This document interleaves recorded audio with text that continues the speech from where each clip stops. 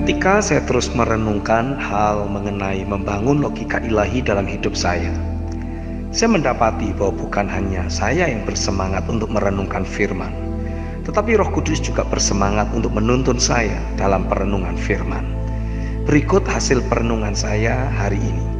Yang pertama, dengan bertumbuhnya pikiran Kristus atau logika ilahi dan iman dalam hidup saya akan mulai memahami rencana dan cara kerja Tuhan dalam hidup saya, sehingga saya dapat menjadi pribadi yang kooperatif mengikuti rencananya.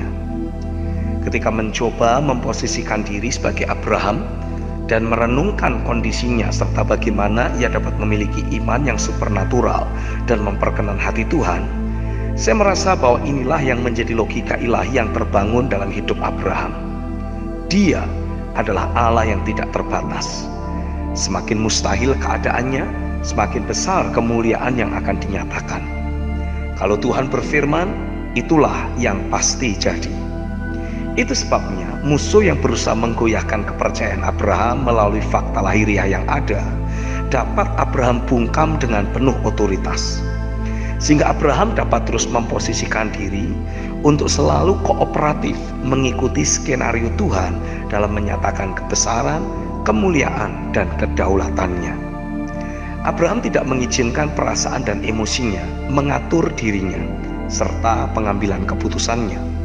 Ia memposisikan firman sebagai tolok ukur untuk ia men-setting seluruh keberadaannya. Ia menaklukkan dan menguasai perasaan serta emosinya untuk betul-betul dapat dipengaruhi oleh firman yang datang atas hidupnya. Ia set matanya untuk terus tertuju hanya kepada kebesaran, kedaulatan, dan kesetiaan Tuhan. Ibrani 11 ayat 17-20. Roh Kudus kembali menyadarkan saya bahwa perasaan dan emosi adalah bagian dari keberadaan hidup saya yang Dia ciptakan, dan itu adalah milik Tuhan, yang pada hakikatnya berfungsi sebagai pendukung yang kuat bagi saya untuk hidup dalam keakuratan dan hidup memperkenan hati Tuhan. Perasaan dan emosi saya memang seharusnya tunduk kepada setiap firman dan berfungsi mengekspresikan setiap pekerjaan roh serta firman dalam hidup saya. Yang kedua, dengan bertumbuhnya pikiran Kristus atau logika ilahi dan iman dalam hidup saya, ternyata saya sedang mengkondisikan diri saya untuk terhubung dengan Allah yang awal, yang akhir, dan yang hidup. Wahyu 1 ayat yang ke-8 dan ayat yang ke-17-18. Kitab Yesaya pasal 26 ayat yang ke-7 dalam terjemahan firman Allah yang hidup mencatat, tetapi jalan orang benar tidak akan sukar ataupun penuh bahaya, karena Tuhan meratakan dan meluruskannya bagi mereka. Saya menyadari bahwa jalan kehidupan yang saya lalui bukanlah jalan yang baru, yang belum pernah dilalui siapapun. Karena kalaupun belum ada manusia yang melalui jalan hidup seperti ini, Tuhan sudah melaluinya terlebih dahulu, karena Dialah yang merintis jalan lurus bagi saya. Yesaya pasal 26 ayat yang ke-7 dalam terjemahan baru. Hari ini saya menyadari bahwa sesungguhnya ayat firman ini sudah terjadi. Tuhan sudah mempersiapkan jalan tidak sukar ataupun yang penuh bahaya, tetapi justru jalan yang rata dan lurus bagi setiap orang benar. Berikut daftar fakta rohani yang saya yakini dan sedang terus saya bangun menjadi logika ilahi dalam hidup saya, yang membuat saya dapat selalu melihat: A. Pribadinya yang mengawali perjalanan rohani saya. B. Pribadinya yang saat ini, at this very moment, sedang menggandeng saya. Pribadi yang selalu ada bersama saya dan tidak pernah meninggalkan saya. C. Pribadinya yang sudah merintis jalan lurus bagi saya dan sudah mempersiapkan apapun yang saya butuhkan untuk menggenapi rencananya. D. Pribadinya yang sudah ada di masa depan saya, menanti saya mencapai garis akhir dengan penuh kekuatan dan kemenangan. He's the one who's always been there since the very beginning of my life, the one who is here, and the one who's been in my future and will always be there. Saya berketetapan untuk terus membangun fakta rohani ini menjadi kesadaran dan keyakinan yang tidak tergoyahkan dalam hidup saya. Saya percaya ketika fakta rohani ini terbangun menjadi logika ilahi yang kuat dalam hidup saya akan menikmati kehidupan yang kuat, stabil, dan memperkenan hatinya. Setiap kali virus fakta lahiriah dan logika manusiawi datang serta mengintimidasi saya dengan kondisi tantangan yang begitu berat, saya bisa terus menguatkan diri saya sendiri dengan fakta rohani di atas. Dan beberapa waktu terakhir ini, ketika saya terus mendeklarasikan firman-Nya dan saya terus menyatakan kepadanya apa yang saya yakini Ia pasti lakukan atas hidup saya mendapati pribadi di dalam setiap firman yang saya yakini tersebut mulai melangkah keluar untuk menyatakan dirinya kepada saya, membuat saya kembali berfokus untuk melihat Dia yang sudah merintis jalan lurus sampai masa depan saya, sehingga saya kembali siap mengikuti tuntunannya untuk mempertahankan kemenangan dan meraih terobosan yang saya butuhkan untuk mengerjakan rencananya. Saya mau terus membangun logika ilahi demi logika ilahi dalam hidup saya, sehingga kehidupan saya berdaya guna bagi kerajaan-Nya. Terjadilah di dalam nama Yesus. Amin.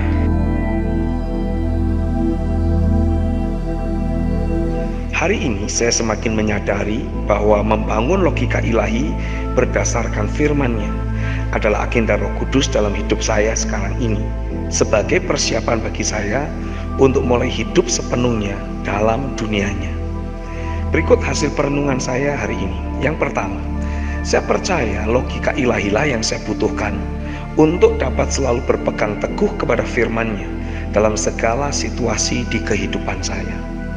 Tanpa terbangunnya logika ilahi dalam kehidupan saya, mustahil saya dapat tetap mempercayai firman dalam situasi-situasi di mana fakta lahiriah bertolak belakang dengan firman. Sementara sebagai orang percaya, kita harus hidup berdasarkan apa yang kita yakini, dan keyakinan kita harus berdasarkan hanya pada firman-Nya. Merenungkan kisah Petrus yang berjalan di atas air, Matius 14 ayat 22-33, saya mendapati bahwa firman sudah Tuhan lepaskan, tetapi Petrus hanya dapat berjalan beberapa langkah di atas kemustahilan untuk kemudian ia tenggelam. Petrus mengawalinya dengan mempercayai Tuhan dengan mengambil langkah untuk berjalan di atas firman. Tetapi ketika ia mengizinkan fokusnya mulai teralih kepada setiap fakta lahiriah yang ada, dalam sepersekian detik, iblis mendapat celah untuk memunculkan keraguan dalam hati Petrus, sehingga ia kehilangan kepercayaannya kepada firman. Dan hal itu membuat ia kehilangan platform untuk dapat tetap berjalan dalam kemustahilan. Roh Kudus menjelaskan kepada saya bahwa hal itu terjadi karena logika ilahi belum terbangun seutuhnya di dalam kehidupan Petrus, sehingga ia hanya dapat menjalani 1-2 langkah keilahian dan kemudian tenggelam. Penyingkapan ini menjadi warning bagi saya untuk memastikan hal yang sama tidak terjadi dalam kehidupan saya. Firman yang dilepaskan Tuhan ternyata belum cukup untuk membuat saya dapat tetap teguh di dalam Dia ketika badai datang. Dibutuhkan pengenalan akan Tuhan yang terus bertumbuh dan logika ilahi yang terbangun secara akurat untuk terus berpegang pada firman-Nya. Saya mau terus membangun persekutuan yang hidup dengan Dia setiap hari, sehingga saya bukan sekedar tahu banyak tentang pribadinya dari Alkitab atau dari kata bapak rohani saya atau dari kesaksian orang, tetapi saya sendiri mengenalnya dan mengalaminya secara pribadi, sehingga saya akan dapat terus melangkah di atas firman dari awal sampai akhir. Yang kedua, logika ilahi yang terbangun dalam hidup saya akan memposisikan diri saya untuk tetap ada dalam perkenanan Tuhan, membuat iman saya bertumbuh dengan kuat, hidup dalam ketaatan mutlak, dan membawa saya mengalahkan dunia. Saya baru menyadari bahwa dengan berbagai kondisi fakta lahiriah yang masih bertolak belakang dengan firman yang ada dalam hidup saya, sesungguhnya iblis berharap saya akan kembali menjadi inisiator dengan menerima solusi duniawi yang sudah iblis persiapkan atau logika manusiawi, yang akan membawa saya kembali mengandalkan diri sendiri dan memposisikan diri di bawah kutuk Tuhan. Yeremia 17 ayat yang kelima. Roh Kudus membawa saya merenungkan kisah Yesus ketika ia hidup di dunia ini. Saya mendapati bahwa fakta negatif ternyata sering Yesus hadapi juga. Musuh terus berusaha mendistrak Yesus. Yesus mengalami ada masalah finansial, Matius 17 ayat 24-27. Dia menghadapi masalah kelaparan, Lukas 4 ayat 1-14. Masalah bencana alam, Matius 8 ayat 24-25, dan masih banyak lagi. Tetapi apapun wujud fakta negatif yang ada, Yesus selalu menyelesaikannya dengan cara yang ilahi. Ia tidak khawatir sama sekali, apalagi takut. Ia justru bangkit dan mengalahkannya dengan solusi ilahi yang Bapa beri. Roh Kudus menyingkapkan rahasia kehidupan Yesus yang penuh otoritas kepada saya. Yesus terhubung dengan Bapa, dan jalur komunikasi Yesus dengan Bapa selalu lancar. Yesus hidup hanya dari firman yang keluar dari mulut Bapa. Yesus hidup sebagai eksekutor sejati, sebagai anak yang taat secara sempurna.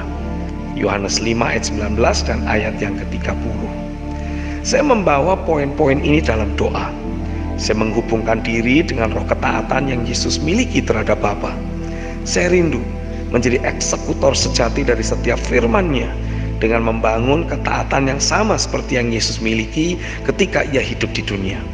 Saya bangun ketetapan dalam hati saya untuk hanya menggunakan solusi ilahi dalam menghadapi setiap masalah atau tantangan yang saya hadapi.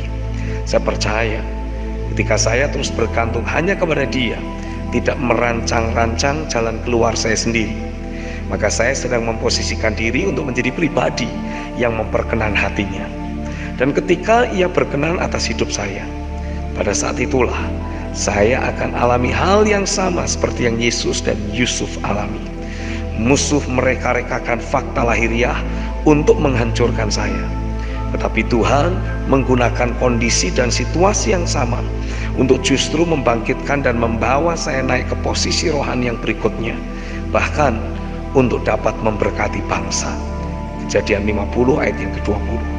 Setiap skema jahat musuh tidak akan pernah berhasil lagi ketika saya sungguh-sungguh membangun logika ilahi dalam hidup saya. Saya mau membangun keagresifan dan keaktifan dalam hidup saya untuk melawan segala tipu daya iblis dengan terus memperkatakan dan meneliti firman-Nya sampai terbangun menjadi keyakinan yang tidak tergoyahkan dalam hidup saya. Saya mau pastikan saya terus mengarahkan mata saya kepada Dia dengan terus konsisten bertekun dalam pengajaran Bapa rohani saya dan dalam persekutuan pribadi dengan Tuhan. Secara logis, sehingga logika ilahi semakin terbangun dalam hidup saya dan iman mulai bertumbuh dalam anugerah-Nya. Saya percaya saya akan terhubung dengan Dia yang akan terus memelihara iman saya dari permulaan sampai garis akhir nanti. Ibrani 12 ayat yang kedua. Biarlah iman yang mengalahkan dunia terbangun kuat dalam hidup saya. Terjadilah di dalam nama Yesus.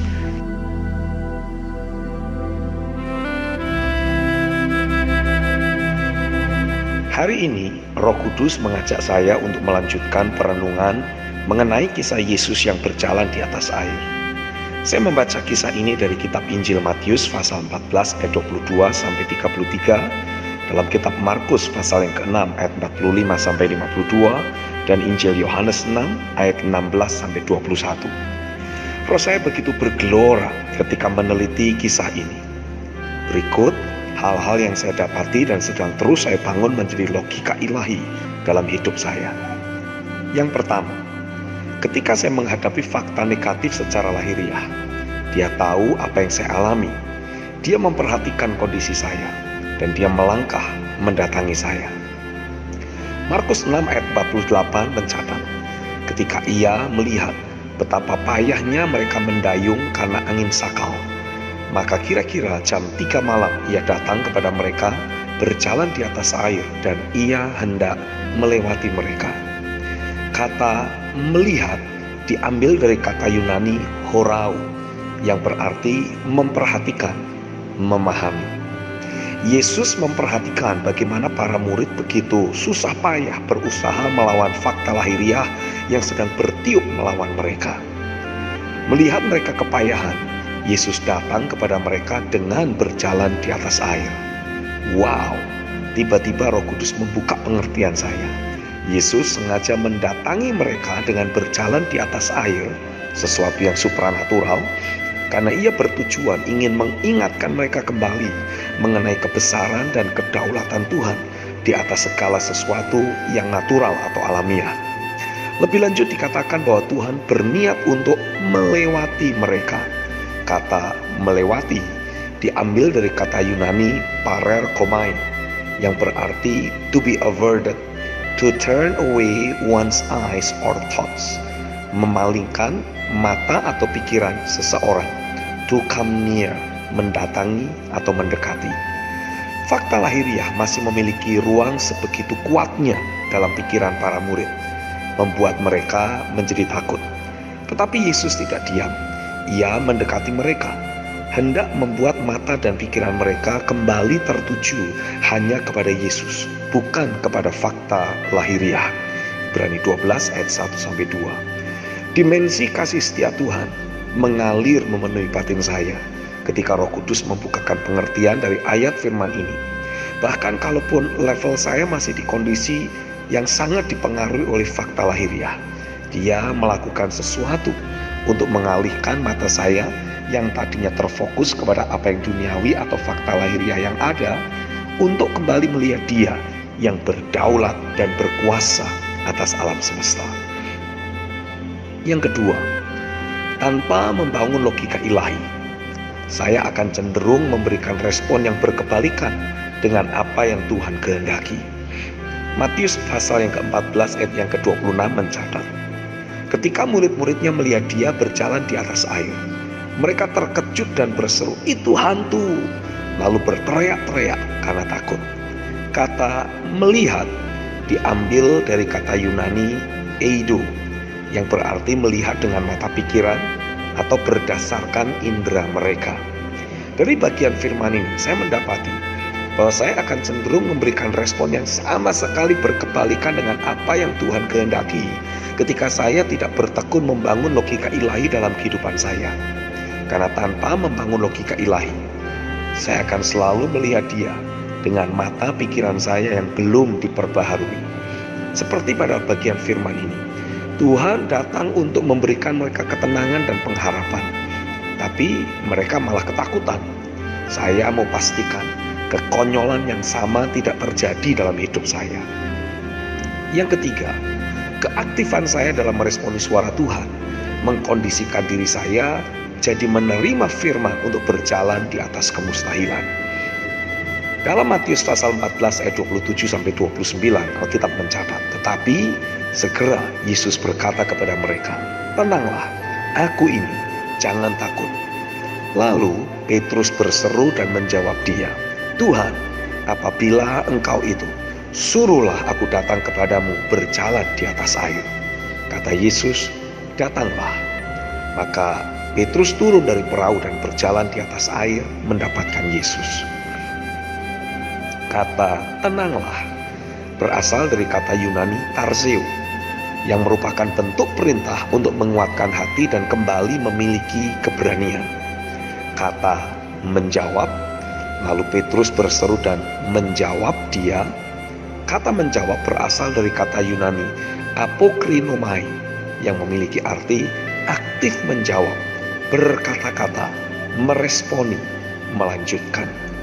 Saya mau pastikan saya terus meresponi setiap firman yang datang atas hidup saya secara aktif dan terus memperkatakannya.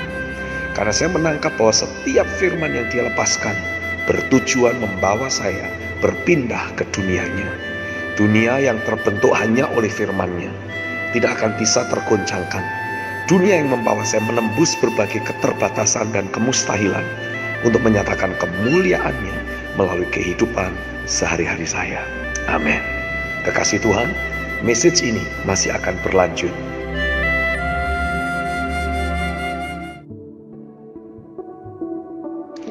Message ini adalah kelanjutan dari message kemarin. Yang keempat, kembali melihat situasi dan kondisi secara manusiawi akan membuat saya kehilangan platform untuk berjalan di atas firman. Ketika saya sudah menerima firman, saya harus latih fokus saya untuk terus melihat firman-Nya. Matius pasal 14 ayat yang ke-30 mencatat, tetapi ketika dirasanya tiupan angin, takutlah ia dan mulai tenggelam lalu berteriak, Tuhan, tolonglah aku. Kata dirasanya berasal dari kata Yunani blepo yang memiliki arti melihat, bersikap hati-hati, mengingat, memperhatikan dengan mata jasmani. Syarat untuk saya dapat terus berjalan di atas firman dan menikmati apa yang mustahil bagi orang-orang dunia adalah mempercayai firman. Saya mencamkan kepada diri saya sendiri untuk tidak lagi berfokus kepada fakta lahiriah, tetapi justru terus melihat kepada Tuhan Sang Firman, sehingga keberadaan saya semakin dipengaruhi dengan kuat oleh fakta ilahi yang terkandung di dalam firman-Nya. Saya percaya ketika saya terus hidup di bawah pengaruh ilahi dari firman-Nya, fakta ilahi akan segera termaterialisasi menjadi fakta lahiriah. Haleluya. Yang kelima, ketika logika duniawi masih lebih mempengaruhi hidup saya dan membuat saya mulai kembali tenggelam dalam kondisi hari yang jahat dan masa yang sukar, Tuhan tidak akan meninggalkan saya. Dia akan bertindak. Tetapi saya harus menyadari bahwa hal ini adalah tanda peringatan bagi saya, karena saya belum hidup sebagai orang benar, karena orang benar hidup oleh iman. Matius 14 ayat yang ke-31 dalam terjemahan versi mudah dibaca mencatat, Yesus menangkap Petrus dengan tangannya. Ia berkata, imanmu sangat kecil, mengapa engkau ragu-ragu? Kata tangannya diambil dari kata Yunani keir, yang melambangkan keaktifan kekuatan dan kekuasaan Tuhan dalam menegakkan, melindungi, menolong seseorang, serta dalam hal menentukan masa depan seseorang. Kembali dimensi kesetiaan dan kasih Tuhan melingkupi saya dengan kuat ketika membaca ayat ini. Di ayat yang sama saya mendapati bahwa Tuhan memang akan menghardik saya ketika saya tidak hidup dalam iman. Tetapi Tuhan tidak membiarkan saya mati tenggelam. Dia Bapa yang baik. Kalaupun saya belum ada pada level yang Tuhan inginkan, Dia bukan Bapa yang akan diam saja ketika saya dilanda badai dan menjadi takut. Saya menyadari bahwa dalam kasih setianya, Ia akan menangkap saya dengan tangannya untuk menegakkan keberadaan saya, melindungi saya, dan memastikan masa depan saya aman di dalam tangannya.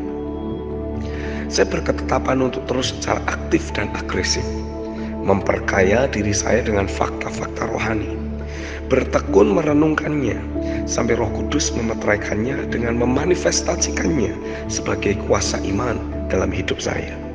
Karena saya menyadari bahwa memang Dia akan menolong saya ketika saya ada masih dalam kondisi lemah, tetapi saya harus aktif melakukan sesuatu, karena yang Dia kehendaki adalah untuk saya hidup kuat di dalam Tuhan, dalam kekuatan kuasa-Nya.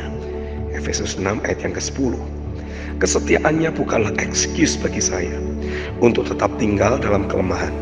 Justru kesetiaannya menjadi daya dorong bagi saya untuk secara agresif dan aktif menyelaraskan diri untuk hidup sesuai dengan kehendak-Nya, bangkit menjadi kuat di dalam Dia, dan hidup hanya bagi Dia serta agenda kerajaan-Nya. Yang keenam, seringnya melihat kedaulatan Tuhan yang termanifestasi ternyata tidak menjamin logika ilahi jadi sudah terbangun dalam diri saya. Markus 6 ayat yang ke-52 mencatat, sebab sesudah peristiwa roti itu mereka belum juga mengerti dan hati mereka tetap degil. Kata belum mengerti diambil dari kata Yunani suniemi, yang berarti men-setting sudut pandang dan menyatukan pikiran. Dan kata degil diambil dari kata Yunani poroo, yang berasal dari akar kata poros, yaitu suatu jenis batu, yang berarti membuat keras kepala, tidak berperasaan, menjadi tumpul, kehilangan kekuatan untuk memahami. Ketika membaca ayat ini, saya tersentak ketika mengingat kembali peristiwa ini persis terjadi setelah Yesus mendemonstrasikan mujizat memberi makan 5.000 orang. Wow, seharusnya para murid itu sedang berkobar-kobar, Apalagi merekalah yang membagi roti hasil mujizat tersebut kepada 5.000 orang. Dan mereka juga yang mengumpulkan sisanya sebanyak 12 bakul penuh. Mereka baru saja menjadi bagian dalam mujizat tersebut. Tetapi ternyata bagi murid-murid Yesus yang secara fisik sudah terus berinteraksi dengan Dia dan menyaksikan dengan matanya sendiri setiap mujizat-mujizat tersebut, tidak menjamin terbangunnya logika ilahi dalam kehidupan mereka. Saya mau pastikan, saya tidak tertipu dengan merasa bahwa saya sudah mengenal Dia ketika saya sering melihat demonstrasi kedaulatan Tuhan di hadapan saya. Saya berketetapan untuk terus aktif membangun logika ilahi dalam hidup saya, men-setting sudut pandang yang saya miliki berdasarkan pikiran Kristus. Yang ketujuh, ketika saya mengharapkan keberadaan Tuhan dalam hidup saya dan memposisikan Dia bertahta serta memerintah atas hidup saya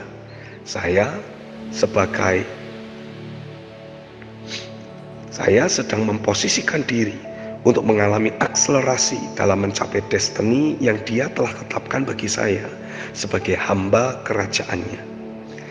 Yohanes pasal 6 ayat yang ke-21 mencatat, mereka mau menaikkan Dia ke dalam perahu, dan seketika itu juga perahu tersebut sampai ke pantai yang mereka tujui. Kata mau diambil dari kata Yunani teilo, yang berarti berharap, berkehendak, suka, menikmati, ataupun mencintai. Saya mendapati bahwa ketika saya tanpa Tuhan, kehidupan saya adalah seperti perahu yang mudah diombang-ambingkan oleh fakta lahiriah. Para murid sedang mengalami situasi danau yang bergelora karena angin kencang. Situasi fakta lahiriah yang seakan membahayakan mereka. Mereka sedang terus berusaha mendayung, mempergunakan kemampuan manusiawi untuk mencapai tujuan mereka, ke tempat yang Tuhan arahkan untuk mereka tuju. Matius 14 ayat yang ke-22. Tetapi ketika mereka bersedia untuk mengizinkan Yesus naik ke dalam perahu mereka, seketika itu juga perahu tersebut sudah sampai ke pantai yang mereka tuju. Padahal pada awalnya mereka begitu bersusah payah bergerak dengan begitu pelan menuju destiny mereka. Yohanes 6 ayat yang ke-21 dalam terjemahan Amplified Bible. Bagian ini berbicara begitu kuat bagi saya. Saya mau terus memastikan kerajaan keakuan sepenuhnya tersingkir dari hidup saya. Saya rindu keberadaan Tuhan ada di dalam hidup saya, bukan karena keberadaannya yang omnipresent saja, tetapi karena memang saya berharap, saya menyukai dan menikmati keberadaannya ada dalam kehidupan saya. Saya percaya apapun yang Tuhan arahkan untuk saya lakukan saat ini, semustahil apapun itu, seberapa besar badai yang akan menghadang, tetapi ketika saya memposisikan Dia menjadi pemilik dan raja atas kehidupan saya tidak perlu bersusah payah mencapai destiny yang Tuhan tetapkan bagi saya, karena keberadaannya, ketidakterbatasannya akan begitu saja membawa saya mencapai destiny yang telah Ia tetapkan bagi saya untuk berdaya guna bagi kerajaannya. Terjadilah di dalam nama Yesus. Amin. Saya Stephen Agustinus. God bless you. Mari dapatkan renungan harian Pastor Stephen Agustinus yang akan membangkitkan dan menyegarkan roh Anda dengan cara mengetik nama, kota, dan nomor WhatsApp Anda. Kirim ke nomor 0888 6132 106. Kami ulangi di 0888 6132 106. Tuhan itu nyata dan Dia masih terus bekerja.